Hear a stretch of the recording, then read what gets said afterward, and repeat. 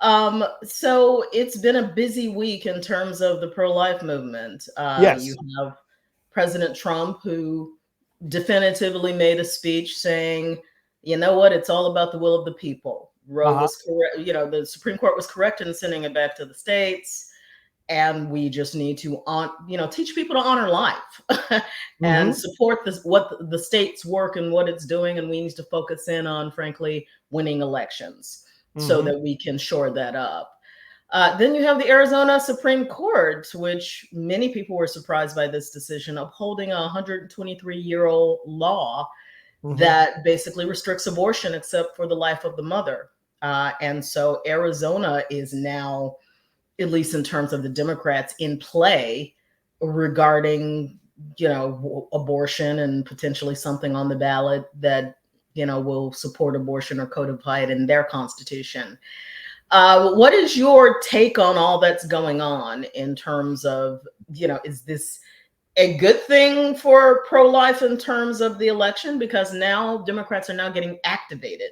If they weren't excited about Joe Biden, now they're activated about abortion.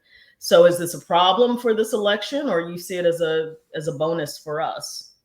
Well, there are people activated on abortion on both sides. Usually in elections, if you track how many citizens take the abortion issue as the deciding issue, if you will, in their vote, it's usually been pro-life people that are more motivated on the issue, especially before Roe v. Wade was reversed. But we do see in the polling now that a greater number of voters on the Democrat side are saying that abortion is higher on their priority list than pro-life people or Republicans. That's to be expected after such a sea change like the reversal of Roe. So it doesn't surprise me. On neither side of the aisle, Jennifer, is it the number one issue for most voters. But we know that we have a lot of other very big problems going on.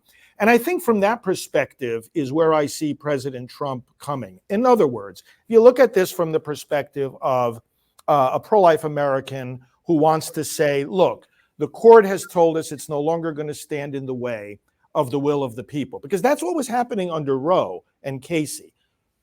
The battle over abortion was already in the states, except that the pro-life laws that were passed were consistently struck down by the courts Mm, because Roe said there was a constitutional right to abortion. Now yeah. the court has said, we're going to get out of the way.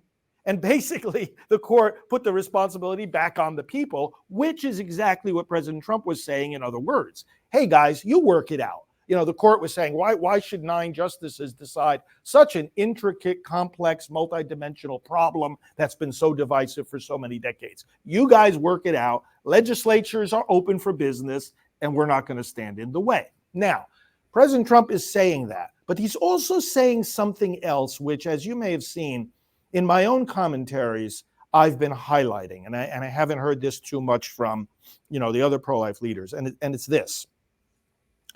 President Trump is saying, if you're a pro-life American and you want to influence the will of the people and you want to protect the unborn, you need a certain number of tools to do that. And Mm, I'm here to defend and preserve those tools. What tools are we talking about? Freedom of speech, freedom of religion, freedom of assembly. You need a government that is not weaponized.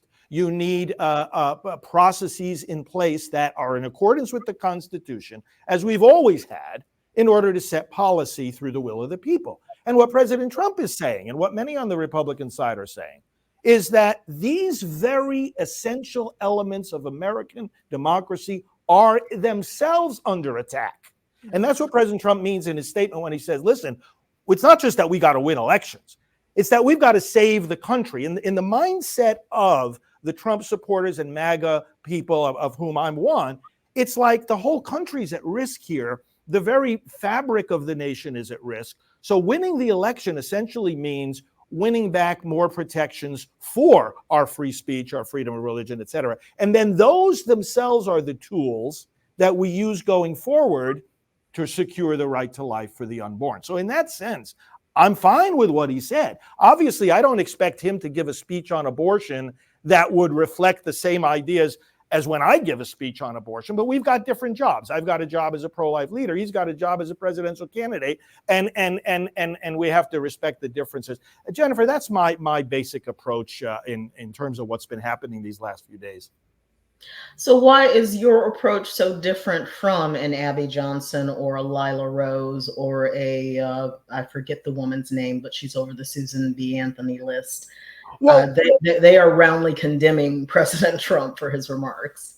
Well, there's always been division and differences of opinion among us as pro-life leaders. I mean, I bring the leaders together for regular strategy meetings, and we're always hashing out different approaches. I think one of the differences here is that, first of all, we agree on a couple of things here that are also essential to point out. Number one, ultimately, we are of the position that government cannot authorize even a single abortion.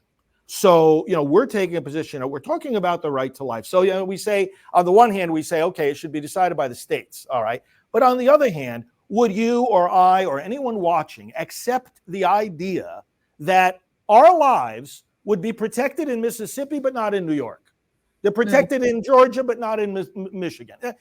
When we're talking about something as fundamental as life, it's an absolute. So I think that on this point, on which all of us as pro-life leaders agree, it's simply a matter of, hey, what do we want to emphasize, or what do we want to remind people about, or what do we want to remind President Trump about?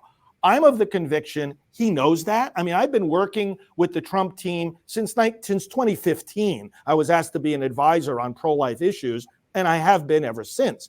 I'm convinced this is not it's not a moral conversation that he's trying to put forth. It's a political campaign. He says very clearly, hey, listen, you've got to follow your beliefs, you got to follow your religion, you got to follow your convictions, and in that sense, between saying that and between saying the states have to decide, he's affirming all the efforts we're making on a pro-life level. There's another thing these other leaders are emphasizing, and again, I don't disagree with them. I've been emphasizing it too in other contexts, which is, technically speaking, if you look at the Dobbs decision, it didn't take the issue away from the federal government.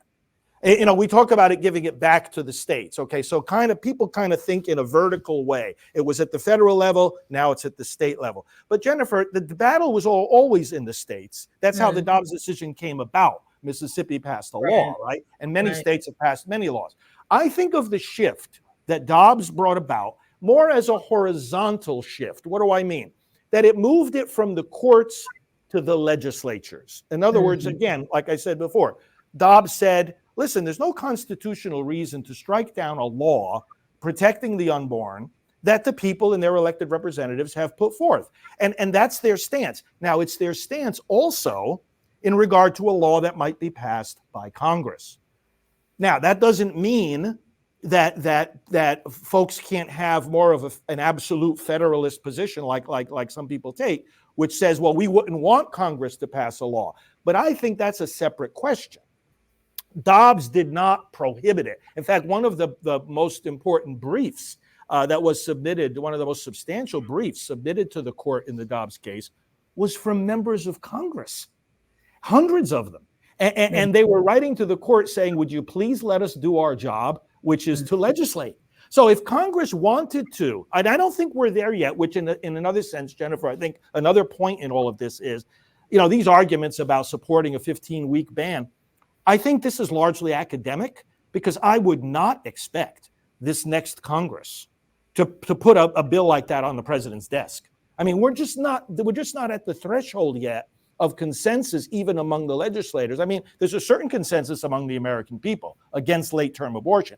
But I don't think we're at the point yet where we're going to get a law passed in the House, past the filibuster in the Senate, to put on the president's desk. I think we should be talking more about things that we know he'll be able to do from day one, like reinstate the Mexico City policy, for example, to protect our tax dollars from funding abortion overseas. But technically speaking, it would be constitutional in view of Dobbs. It would be constitutional if Congress did pass such a law, but I don't think we're there yet. And therefore, I don't think it needs to be an issue that divides us at this point.